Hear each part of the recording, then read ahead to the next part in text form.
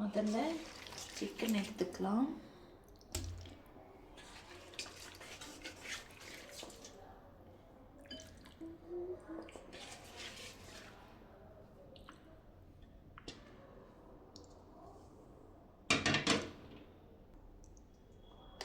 மஞ்சத்தூள் கொஞ்சமா,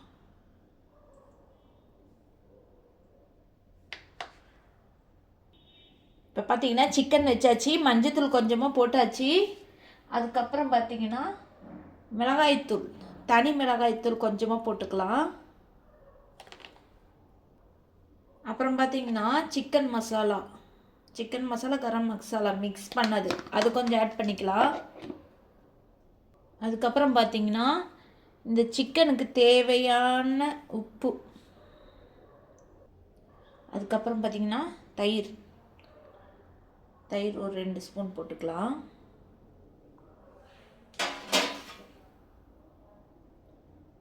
அதுக்கப்புறமா பார்த்தீங்கன்னா கொஞ்சோண்டு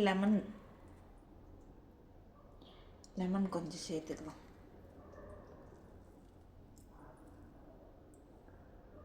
இப்போ இது நம்ம மிக்ஸ் பண்ணிக்க போகிறோம்.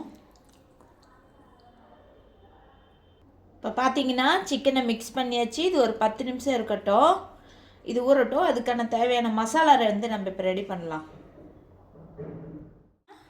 கிராம்பு 4 பட்டை போட்டுக்கலாம். அப்புறம் பார்த்தீங்கன்னா சீரகம், அப்புறம் பார்த்தீங்கன்னா மிளகு, அப்புறம் பார்த்தீங்கன்னா சோம்பு, அப்புறம் பார்த்தீங்கன்னா வர கொத்தமல்லி. எல்லாமே ஒவ்வொரு ஸ்பூன் எடுத்துக்கோங்க. வர கொத்தமல்லி மட்டும் 2 ஸ்பூன் எடுத்துக்கோங்க. இது நல்லா பொன்னிறமாக வறுக்கணும். இப்போ இதில் மிளகாய் சேர்த்துக்கலாம். இப்போ இதில் 3 மிளகாய், அப்புறம் பார்த்தீங்கன்னா கொஞ்சோண்டு கருவேப்பிலை, இப்போ பார்த்தீங்கன்னா பூண்டு, இஞ்சி எல்லாம் இப்போ வதக்கிக்க போகிறோம். எல்லாமே ட்ரை ரோஸ்ட்டு தான்.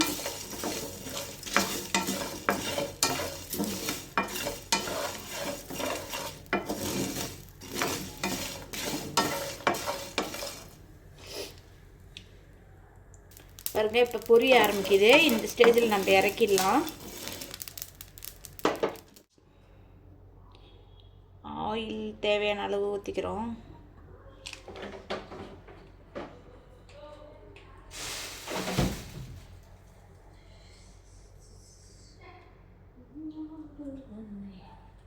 ஆயில் நல்லா காயிட்டும்.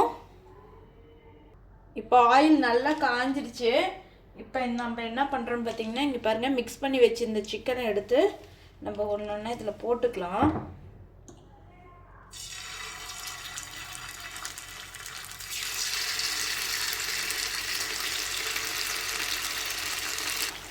பாருங்க, இப்போ சிக்கன் நல்லா வெந்துட்டுருக்கு.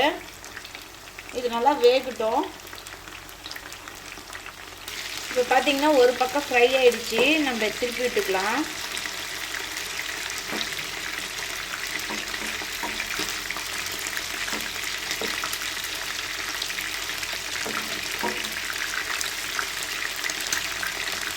இதே மாதிரி எல்லாத்தையும் நம்ம திருப்பி விட்டுக்கலாம்.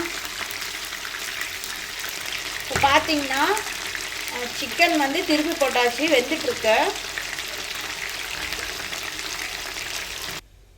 இப்போ பார்த்தீங்கன்னா வேறு பாத்திரம் வச்சாச்சு. நம்ம சிக்கன் பொரிச்சோம் இல்லையா, அந்த எண்ணெயை ஊற்றிருக்கோம். இப்போ எண்ணெய் கொஞ்சம் காயிட்டும்.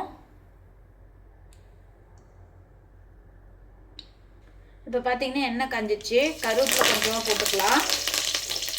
அதுக்கப்புறம் பார்த்தீங்கன்னா நறுக்கி வச்ச வெங்காயம், பெரிய வெங்காயம், ஒரு பெரிய வெங்காயம்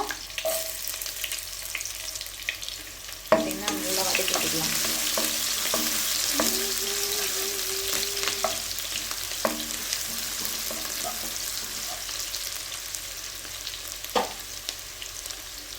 அதுக்கப்புறம் பார்த்தீங்கன்னா ஒரு தக்காளி,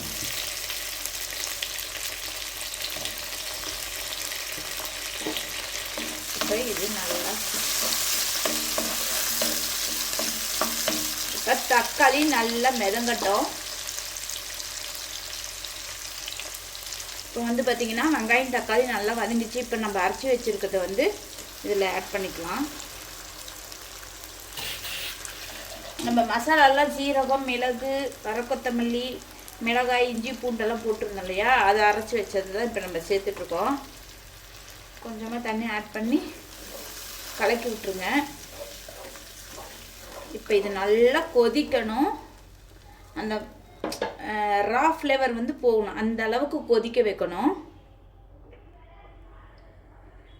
நல்லா கொதிக்கிட்டு பார்க்கலாம். பார்த்திங்கன்னா இது வந்து கொதிக்க ஆரம்பிச்சிருச்சு. கொதிக்க ஆரம்பிக்கும் போது நம்ம என்ன பண்ணணும்னா, சிக்கன் வந்து இப்போ பாதியாக வேக வச்சுருக்கோம் இது மாதிரி, அதெல்லாம் நம்ம இதில் வந்து ஆட் பண்ணிக்கிறோம். அதாவது இதோடு சேர்ந்து இன்னும் பாதி வந்து வெந்துடும். அதுக்காக நீங்கள் எப்பவும் செய்கிறத விட இந்த மாதிரி நீங்கள் செஞ்சு பாருங்கள். சிக்கன் கிரேவி நல்லா டேஸ்ட்டாக இருக்கும். பார்த்திங்கன்னா இது கலந்துட்டுவோம். இப்போ வந்து இதை வந்து டிஸ்டர்ப் பண்ணாமல் விட்டுருங்க. கொஞ்சம் நேரம் வச்சு பார்க்கலாம். பாருங்கள், இப்போ வந்து இந்த மாதிரி கெட்டி ஆகிடுச்சு. உங்களுக்கு கொஞ்சம் தண்ணியாக வேணும்னா தண்ணி வச்சுக்கலாம், இல்லை கிரேவி வேணால் கிரேவி வச்சுக்கலாம். எப்பயும் செய்கிறத விட இது மாதிரி செஞ்சு பாருங்கள், நல்லாயிருக்கும். இந்த ஸ்டேஜில் வந்து அடுப்பு ஆஃப் பண்ணிடலாம். அவ்வளோதான், ஃபினிஷ் ஆகிடுச்சு. ஃப்ரெண்ட்ஸ், இன்றைக்கி வந்து சிக்கன் கிரேவி எப்படி வச்சேன்னு பார்த்துட்டோம். இன்னொரு வீடியோவில் உங்களை பார்க்குறேன். இந்த வீடியோ உங்களுக்கு பிடிச்சிருந்துச்சுன்னா லைக் பண்ணுங்கள், ஷேர் பண்ணுங்கள், கமெண்ட் பண்ணுங்கள். பாய்.